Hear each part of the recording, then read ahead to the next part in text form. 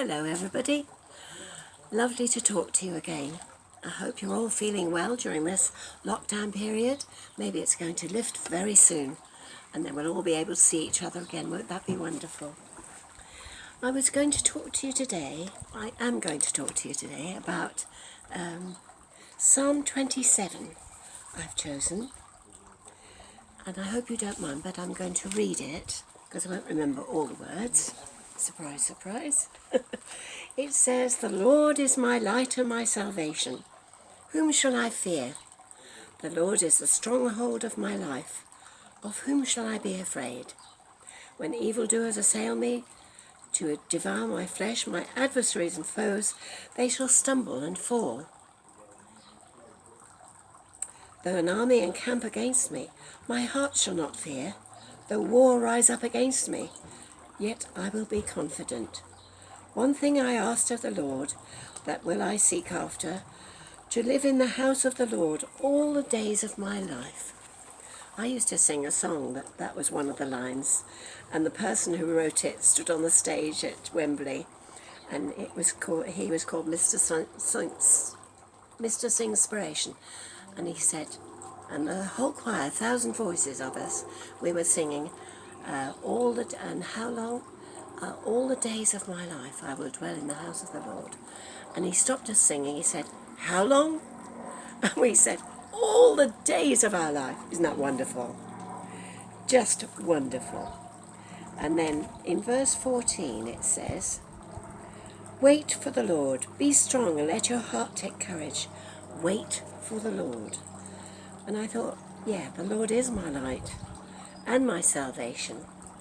Wait for the Lord. Be strong and let your heart take courage.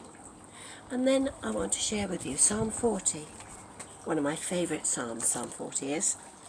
And you know, it's again, wait for the Lord. I waited patiently for the Lord. He inclined to me and heard my cry. He drew me up from the miry clay and set my feet upon a rock.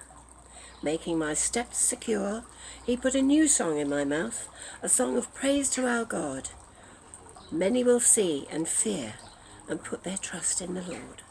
So, if we wait patiently for the Lord, he will do all sorts of things to encourage us and to lift us up, not just from the miry clay, but the sewers of life.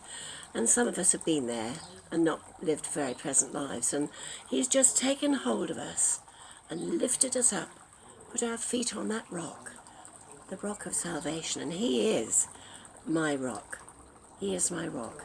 He gives me confidence. He gives me security. I feel safe with him. What would we do without the Lord? And I will say again, we just have to wait patiently for the Lord. Sometimes patience doesn't come easily, but I can tell you, when I waited on the Lord, he did take hold of me and put my feet on that rock. And I was a nightclub singer, and he put a new song in my mouth, a song of praise unto him. And you know the wonderful thing that happened after that? Oh, I'll tell you in the next talk, but after that, he just changed my life completely. He put a new song and a new thought in my head. A new thought about, what can I do for you today, Lord? What is it you would have me do? Instead of always saying, what do I want to do today? What shall I do today? Shall I go and see so-and-so? No. The thing is, especially during this time, I have to wait patiently on the Lord and sit at home or in this lovely garden and say, Lord, I'm waiting for you. And I do. I wait and I say, what would you have me do today? Well, today, of course, because we're locked in, we can pray more for people, can't we? We can give people a ring. Somebody rang me this morning that I don't know very well. She's not been at Maranatha very long. And she said how much she's enjoying these thoughts at 3. Isn't that lovely? And she sits with her doggy and listens to everything and so enjoys the Sunday morning service. And I said, I really miss all of you. And she said the same. But the thing is, we will get together again soon, won't we? And we'll all be praising the Lord together and hugging one another again. I've missed that. I love hugs, don't you? I really have missed the hugs. But the thing I want to stress is he set my feet on a rock. He will do that for you.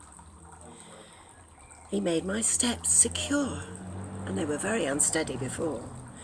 And he did put a new song in my mouth. Instead of, I gotta wash that man right out of my hair, I changed it to a gospel song and singing the praises of God. So, a worthwhile thing to change to, wasn't it? So, many will see and fear and put their trust in the Lord. And the thing is, in Psalm 40 it says, just let me turn to the page, I just lost it. Here we are. I'm not very well organised, I'm sorry. Here we are. He put a new song in my mouth, a song of praise to God. Many will see it and fear and put their trust in the Lord. And what happened? This woman that he spoke to, the woman of Samaria that he met at the well and asked for a drink, she went and told all the people in the village, come and see a man who's told me all things I've ever done. And how did he know? He must be the Messiah come. Could it be? And she says, you have multiplied, O Lord my God, your wondrous deeds and your thoughts towards us.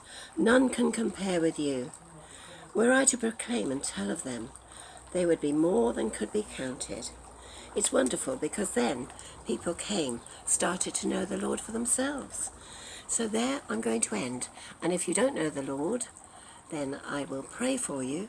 Anyone who's not knowing the Lord and enjoying this trust and security and the newness of life, then I will pray for you and you will find the Lord and have that new song in your mouth. Thank you for listening. Bye.